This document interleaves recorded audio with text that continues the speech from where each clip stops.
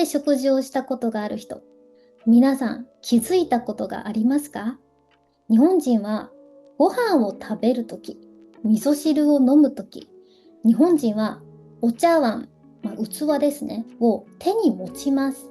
で、右、片手、左でもいいですけど、片手には箸を持ちます。もう片方にはお茶碗、もう片方には箸を持ちます。これは日本ではとても普通な食べ方です。でも海外の一部の国では不思議に見えることもあるそうですね。なぜお皿を持ち上げるのか。なぜテーブルに置いたまま食べないのか。子供みたいに見える。そう感じる人もいるみたいですね。面白いです。これ文化の違いです。そう。ある国ではいいマナー。でも別の国では悪いマナー。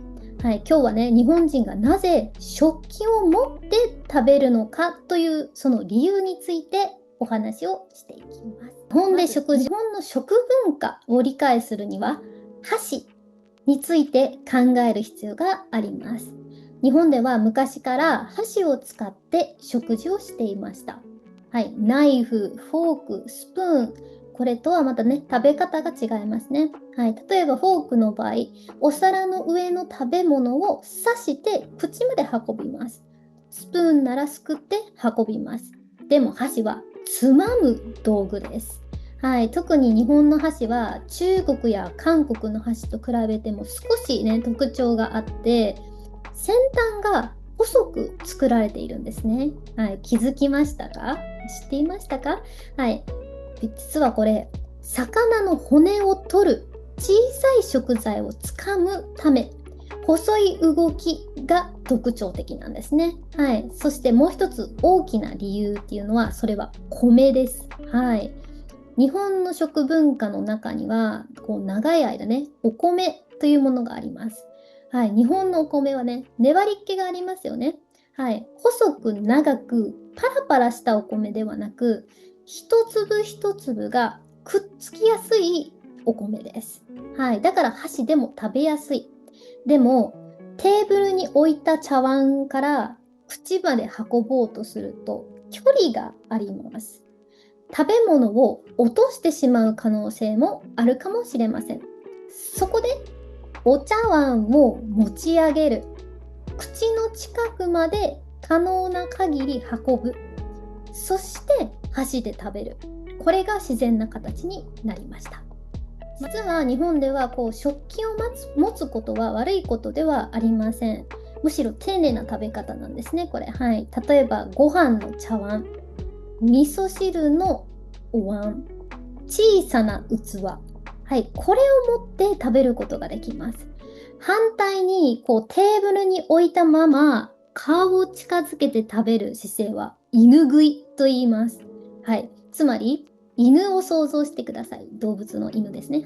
犬を想像したら、犬ってこの器に犬自身が向かってカクカクって食べますよね。それから派生された犬食いという言葉があります。日本ではこれあまりいいマナーとはされないんですね。つまり日本では食器を自分の方に近づけるという考え方があるんです。ではなぜ海外では食器を持たない文化があるのでしょうか？これその理由は食器の違いが一つと言われていますね。ヨーロッパとかね、昔から大きなお皿、重い食器、ナイフとフォークというね、食文化があったと思うんですけど、これね、毎回持って自分のとこまで持ち運んで食べるのは不自然ですよね。テーブルに置いてナイフで切ってフォークで運ぶ、そのスタイルが発達したと思います。だから食器はテーブルに置くものという感覚があります。一方、日本の食卓では一人一人に小さな器があります。ご飯のおつは、味噌汁のお茶碗、小鉢、全て手に収まるサイズです。つまり最初から持つことを考えた食器のデザインということですね。文化が違うから道具も違う。道具が違うからマナーも違う。ということです。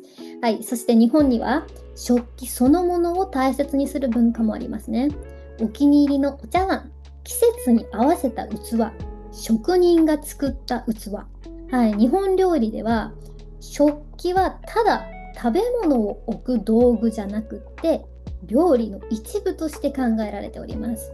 形、色、手に持った時の感触、そこまで楽しむんですね。はい、だから日本では器を見るだけではなくって手で感じる文化もあるんです。はい、でも少し面白いルールもあります。日本でも全部の食器を持つわけではありません。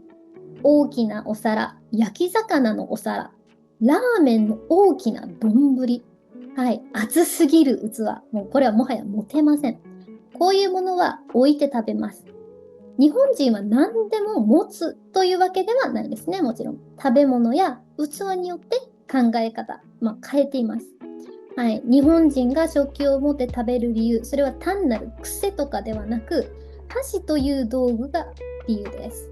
お米中心の食文化、そして小さな器、そして食べ物をきれいにいただくという考え方、その全部が混ぜ合わせて生まれた習慣なんですね。はい、海外ではちょっとマナーが悪いように見えるけど、日本では美しいマナーになります。逆に日本で普通のことは海外では不思議に見える。はい、食文化を見るとその国の歴史や考え方っていうところも見えてきますよね。次ね、皆さんがもしね、日本に来た時、はい、日本のレストランとかね、はい、で食事することがあれば、ぜひね、片手に持ってみてください。どう感じるか。はい。ぜひね、はい。そういうところからも日本の文化っていうのを楽しんでみてください。はい。今日も聞いてくれてありがとうございました。また次の動画で会いましょう。バイバーイ。